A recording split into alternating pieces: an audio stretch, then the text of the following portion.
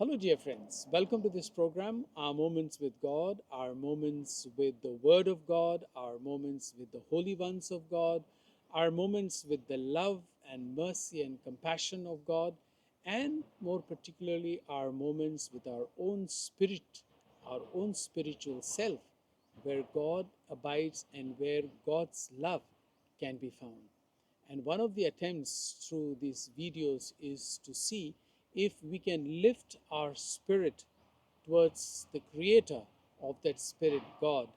Because when our spirit can be lifted up towards God, towards His Word, then through that process of spiritual growth, we can find a greater friendship and union with God. And that I hope you will find soon. And if you like, you may please share these videos with others. Thank you. As you know, these days I have been traveling in India and I have interviewed different people, including bishops. But today I do not have a bishop, but I have an equally important person. Today I have the Vice Superior General of the Congregation of Handmaids of Mary, founded in Orissa, and they're largely working in Orissa, but they're also working in Germany and in other countries. But this is the Vice General, Sister Emilia is her name. So I will just introduce you to Sister Emilia and ask a few questions to Sister Emilia. So, Sister Emilia, welcome to this program for our audiences. So, would you like to tell us a little bit more about your congregation? When was it founded, and where all do you work? Yes, Father, I am very glad to speak to you about the congregation of the Handmaids of Mary. We are an indigenous congregation and we are founded locally in Orissa itself.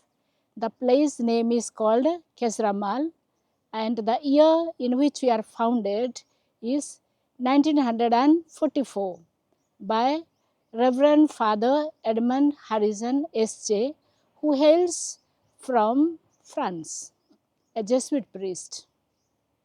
Okay. And how many sisters are you now in the congregation? At the moment, we are 600 members. 600 members. And which all places are you working? Largely in Orissa or? Mostly we work in Orissa, then also in different parts of India, that is in Kerala, then Assam and West Bengal, Madhya Pradesh as well? Madhya Pradesh and Chhattisgarh, and also in Tamil Nadu.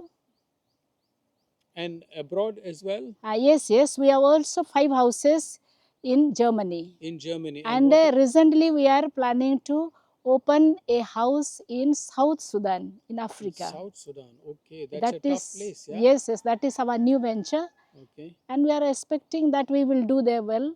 okay, that's wonderful, sister. And you said 1944 you were founded, yeah?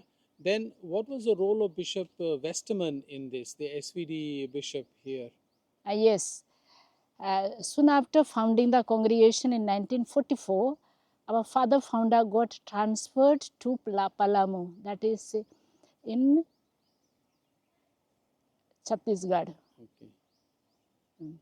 Then that after our pioneers became almost like orphan. And when in 1951 the Divine Word Society, the SVD, took over the Rourkela diocese, which was bifurcated from Ranchi diocese, the Bishop Herman Westerman had a great role to play.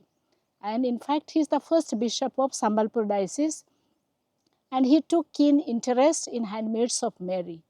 And he brought us to his place where he was a resident, that is Kalunga. And he brought us from Gaibira, where our pioneer sisters were there. And he was almost a founder to us. So we call him a foster father. And he took care of us. But he came from Indore at that time. Yes, he came from Indore. Yeah. Dear friends, at this juncture, I would just like to make a little intervention. Bishop Westerman, Herman Westerman, she mentioned, who was an SVD, the same order that I belong to, and he came from Indore. Indore is where I was born. And when he came here in 1951, he brought one of my aunts my mother's sister from Indore to here, and she joined this congregation where Sister Emilia is now the vice general. She came here and joined the convent, and then later her younger sister, sister who is now Sister Karuna, who still lives, she's 87 years old, running 88, and I also have come to visit her here in Orissa at the moment. And Sister Emilia, who I am interviewing now, connecting with Bishop Westerman, this is a very important connection to my birthplace, to my relatives, that is my real aunt, my mother's two sisters who are part of this congregation. Wonderful. Sister Emilia, I also heard while talking to you that you are also involved in some other apostolate of communication. Would you like to please explain a little bit about what that apostolate is? Yes, Father. So basically, I work in the field of formation, but I take in interest in the work of value education and evangelization, because hardly I am in the field, because mostly our sisters go to the villages and our pastoral sisters accompany the priests in the parishes. But I never had this chance. So I have taken it up as a prime importance that some sort of work of evangelization I take up. And this I do through Bible dance drama and creative preaching with the FOMIS. And I take great delight in this work. You mentioned Bible drama. Yes. And how do you do that Bible drama? In what sense? How do you do it? Okay, so we prepare the script from the Bible, taking into some books of the Bible, and we connect it to the social issues.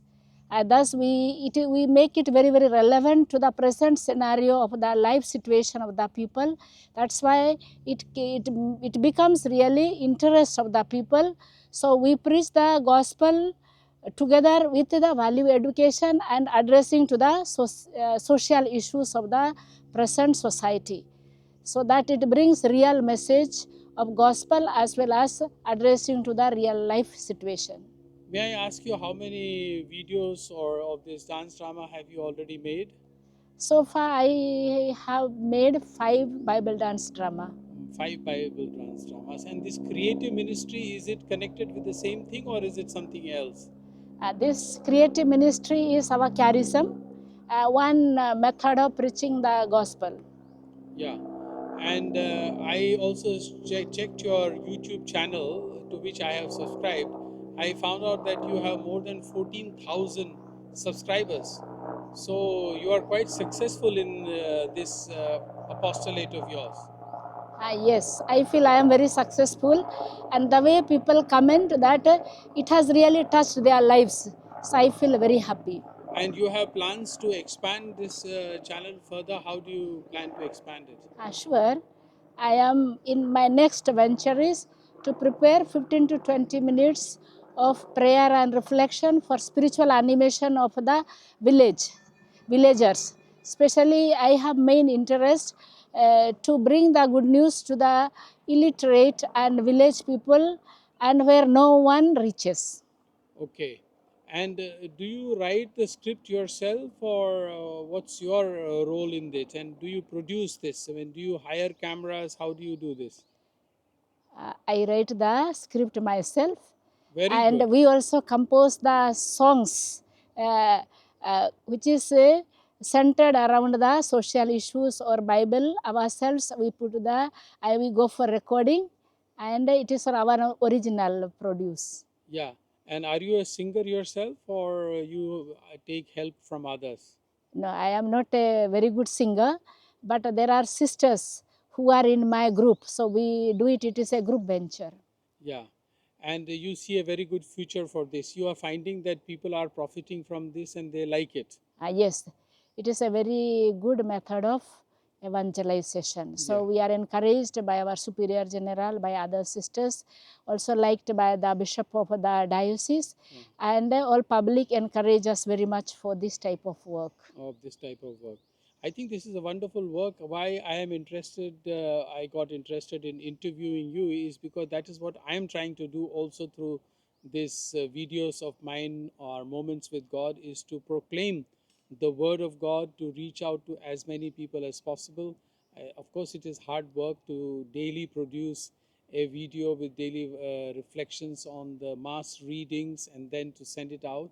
So that's a wonderful work, and I quite like that. I congratulate you, and I wish you all the very best for your further venture. And thank you very much for giving us this interview. So thank you, Father. Indeed, it was a pleasure for me to meet you, and it was a very sudden meeting. Maybe God had planned this way. Yeah. Thank you very much, sister. And if you like, you may please subscribe to this channel. Thank you.